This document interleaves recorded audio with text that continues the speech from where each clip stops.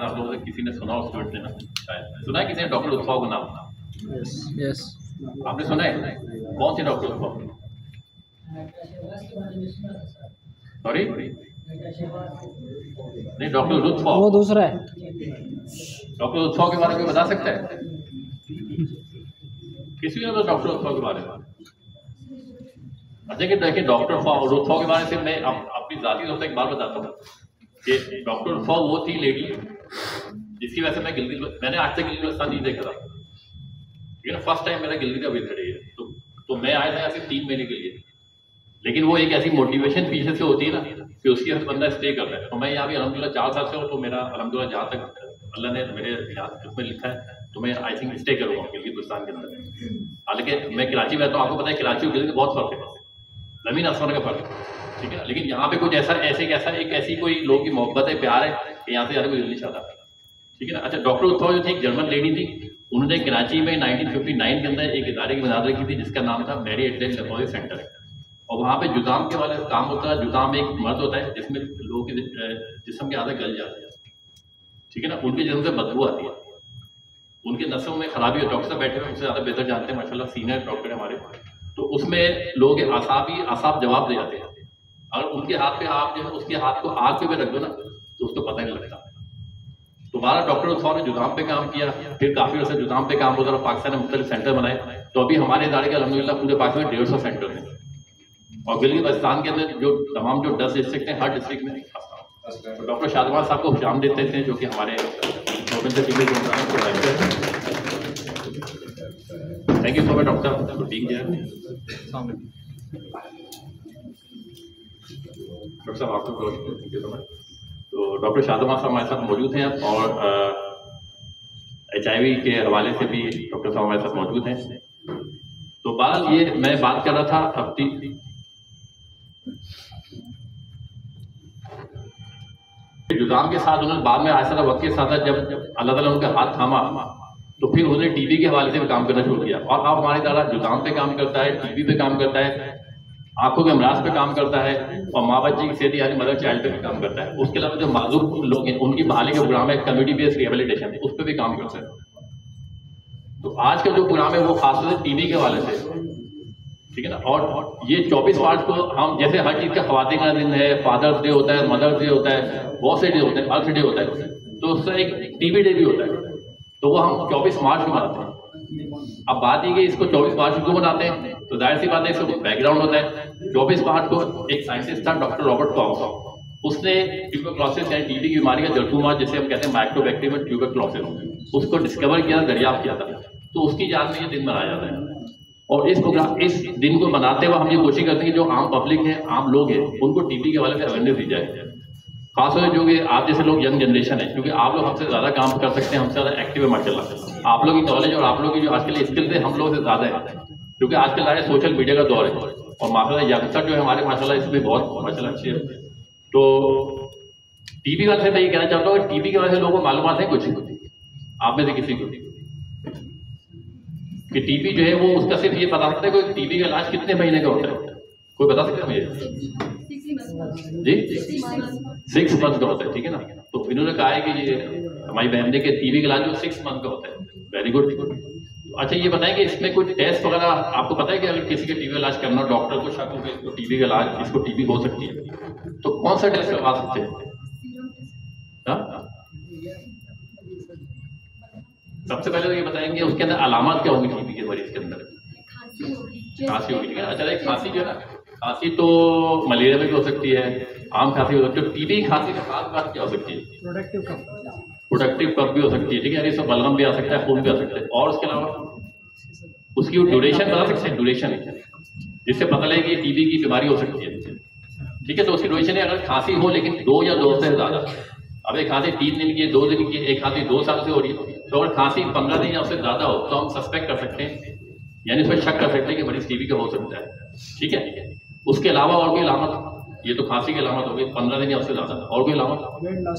Weight loss, ठीक है ना, वेट लॉस भी हो सकता है। अब अगर वेट लॉस होगा तो जाहिर इसका मतलब भूख कम लग रही है, भूख कम लगे तो वेट लॉस भी हो रहा है, ठीक है। अच्छा और कोई अलामत? जिस्मानी कमजोर, क्योंकि भूख नहीं लगी तो उसका वेट लॉस होगा तो उसको कमजोरी होगी, वीकनेस हो गई, जनरलाइज उसकी बॉडी वीकनेस हो गई। और हेडेक भी हो सकता है, लेकिन वो एक उसकी मेन अलामत नहीं है। ठीक है, हेडेक तो है, वीकनेस है, कमजोरी, ब्लड सर्कुलेशन कम है, तो हेडेक हो सकता है। लेकिन और जैसे खांसी एक पक्की अलामत है, ये भी हाँ ठीक है ना। रात उसको क्योंकि ना रात को स्वेटिंग हो सकती है। स्वेटिंग क्यों होगी? स्वेटिंग कब होती है? रात में पसीने आते हैं, हल्के हल्के पसीने क्यों आते हैं? डिहाइड्रेशन की वजह से, मतलब उसको बुखार हो सकता है। ठीक है ना। और जैसे आपने रात में बुखार हो सकता है, तो टीबी का बुखार 24 घंटे में कभी हो सकता है, लेकिन स्पेशली वो शाम 4 बजे से रात 12 बजे तक होता है। लेकिन बुखार तो टाइफाइड में भी हो सकता है, नमूनिया भी हो सकता है। तो इसके बुखार में टीबी बुखार में फर्क क्या है? उसका फर्क ये है कि ये बुखार हल्का होता है। जरूरी हर मरीज का बुखार हो, लेकिन 99% जो बुखार है वो उसका 99-100 होगा। उसको जिससे वो कहेगा डॉक्टर साहब मुझे हल्की सी हरास फील हो रही है, उससे कोई हाई फाई बुखार नहीं होगा। जैसे अक्सर पहले आपको बताइए कि 2-3 साल पहले कोविड का बुखार आ गया था, तो कोविड का बुखार था 103-104 का, तो लोग डर के कहते हैं हमें टीबी तो नहीं हो गई। तो उसका डिफरेंशियल डायग्नोसिस ये था कि टीबी का बुखार होता है 99-100 और शाम में होता है। कोविड का बुखार 24 घंटे होता था और वो 103, 104, 105, 106 भी होता था। तो ये थोड़ा सा उसके अंदर डिफरेंस हम कर सकते थे।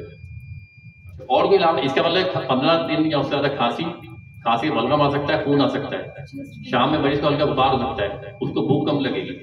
ठीक है, तो ये तो एक टीबी की अलामत होगी। अच्छा, टीबी को टाइप भी हो सकती है क्या? टाइप किसमें? हर चीज की किस्म होती है ना। जैसे आप लोग सोशल मीडिया हम सब इस्तेमाल करते हैं, कोई फेसबुक इस्तेमाल करता है, कोई इंस्टाग्राम इस्तेमाल करता है, ठीक है ना, कोई व्हाट्सएप इस्तेमाल करता है। तो टीबी की टाइप्स क्या हो सकती है? ठीक है। तो 2 टाइप की टीबी, एक है पल्मोनरी टीबी, एक है एक्स्ट्रा पल्मोनरी टीबी।